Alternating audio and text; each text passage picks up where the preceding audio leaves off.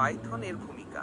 Python একটি উচ্চ স্তরের সাধারণ উদ্দেশ্যমূলক প্রোগ্রামিং ভাষা।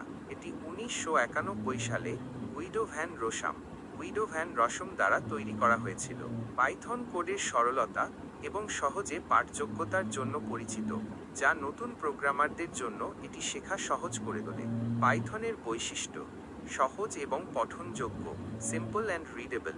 পাইথনের সিনট্যাক্স খুব সহজ, যা ইংরেজি ভাষার মতো, তাই কোড লেখা এবং বোঝা সহজ। বহুমুখী, versatile. Python web development, data science, কৃত্রিম বুদ্ধিমত্তা, মেশিন লার্নিং, অটোমেশন এবং আরও অনেক কিছুতে ব্যবহৃত হয়। বৃহৎ standard library, large standard library. পাইথনের একটি বিশাল স্ট্যান্ডার্ড লাইব্রেরি রয়েছে, যেখানে বিভিন্ন কাজের জন্য প্রচুর মডিউল এবং ফাংশন রয়েছে। Cross platform. Python Windows, macOS, Linux এবং অন্যান্য অপারেটিং সিস্টেমে কাজ করে। Open source.